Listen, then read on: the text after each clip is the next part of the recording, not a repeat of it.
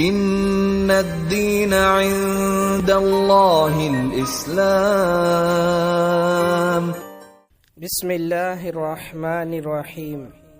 صرف 5 منٹ کا مدرسہ قرآن و حدیث کی روشنی میں۔ 20 محرم الحرام۔ نمبر 1، اسلامی تاریخ۔ حضرت ابراہیم علیہ السلام کی دعوت۔ جب حضرت ابراہیم علیہ السلام نے اپنی قوم کی شرک و بت پرستی اور ضلالت و گمراہی کا مشاہدہ کیا تو انہیں سیدھی راہ پر لانے کی کوشش کرنے لگے۔ سب سے پہلے اپنے باپ سے مخاطب ہو کر کہا، ابا جان، آپ ایسی چیزوں کی کیوں عبادت کرتے ہیں جو سننے، دیکھنے اور بولنے کی بھی صلاحیت نہیں رکھتی، اور نہ ہی وہ نفع نقصان کی مالک ہیں؟ وہ چیزیں بذات خود بے بس اور لاچار ہیں، ان میں اپنے وجود کو بھی باقی رکھنے کی طاقت نہیں ہے۔ ایسی چیزیں دوسروں کے کیا کام آ سکتی ہیں؟ ابا جان، سیدھی اور سچی راہ وہی ہے جو میں بتا رہا ہوں کہ ایک اللہ کی عبادت کرو، وہی موت و حیات کا مالک ہے، وہی لوگوں کو رزق دیتا ہے، اسی کے رحم و کرم سے آخرت میں کامیابی مل سکتی ہے، وہی ہر ایک کو نجات دینے پر قادر ہے، اور وہ زبردست قوت و طاقت کا مالک ہے۔ حضرت ابراہیم علیہ السلام نے اس کے بعد قوم کے لوگوں کو بھی انہی باتوں کی نصیحت کی، مگر افسوس کسی نے بھی آپ علیہ السلام کی دعوت کو قبول نہیں کیا۔ ان کے والد نے تو یہاں تک کہہ دیا کہ ابراہیم، اگر تو بتوں کی برائی سے باز نہیں آیا تو میں تجھے سنسار کر دوں گا۔ پھر پوری قوم بھی حضرت ابراہیم علیہ السلام کے خلاف سازشیں کرنے لگی۔ نمبر 2، حضور صلی اللہ علیہ وسلم کا معجزہ، ایک اشارے میں درخت کا 2 حصے ہو جانا۔ مکے میں رکانہ نامی ایک آدمی تھا جو بہت بہادر اور طاقتور تھا۔ رسول اللہ صلی اللہ علیہ وسلم نے اس کو اسلام کی دعوت دی تو اس نے کہا، پہلے مجھے کوئی نشانی بتلاؤ۔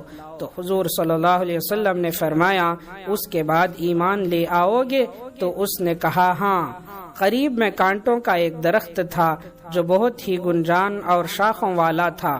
حضور صلی اللہ علیہ وسلم نے اس کی طرف اشارہ کر کے فرمایا، ادھر آ۔ تو اس درخت کے 2 حصے ہو گئے، ایک حصہ اپنی جگہ رہا اور دوسرا حصہ حضور صلی اللہ علیہ وسلم کے سامنے آ کر کھڑا ہو گیا۔ رکانہ بولا، ایسا ہے تو اس کو حکم دو کہ واپس چلا جائے۔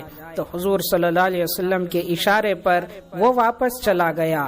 جب وہ دونوں حصے آپس میں مل گئے تو حضور صلی اللہ علیہ وسلم نے رکانہ سے کہا، ایمان لے آؤ، لیکن وہ ایمان نہیں لایا۔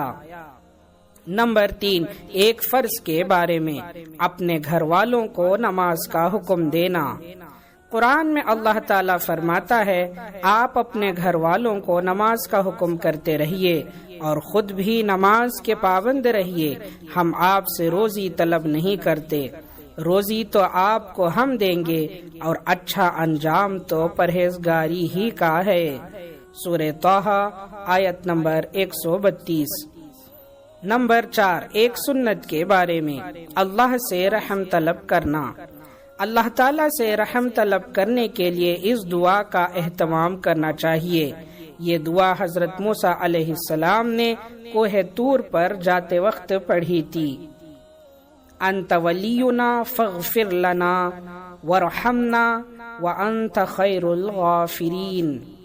ترجمہ، اے اللہ، آپ ہی ہماری خبر رکھنے والے ہیں، اس لیے ہماری مغفرت اور ہم پر رحم فرما، اور آپ سب سے زیادہ بہتر معاف کرنے والے ہیں۔ سورہ اعراف آیت نمبر 155۔ نمبر 5، ایک اہم عمل کی فضیلت، دوزخ سے نجات۔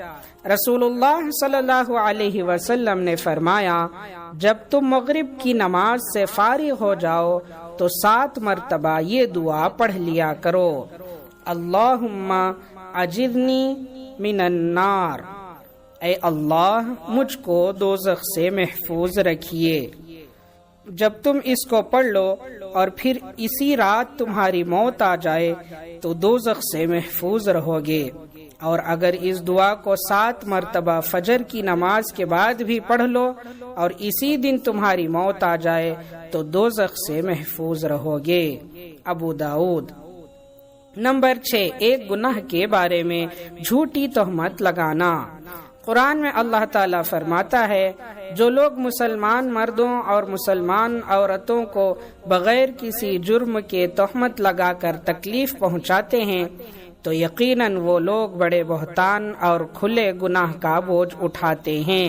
سورہ احزاب آیت نمبر 58۔ نمبر 7، دنیا کے بارے میں۔ دنیاوی زندگی ایک دھوکے کا گھر ہے۔ قرآن میں اللہ تعالیٰ فرماتا ہے، اے لوگوں، بے شک اللہ تعالیٰ کا وعدہ سچا ہے، پھر کہیں تم کو دنیاوی زندگی دھوکے میں نہ ڈالے اور تم کو دھوکے باز شیطان کسی دھوکے میں نہ ڈال دے۔ یقیناً شیطان تمہارا دشمن ہے، تم بھی اسے اپنا دشمن ہی سمجھو، وہ تو اپنے گروہ کے لوگوں کو اس لیے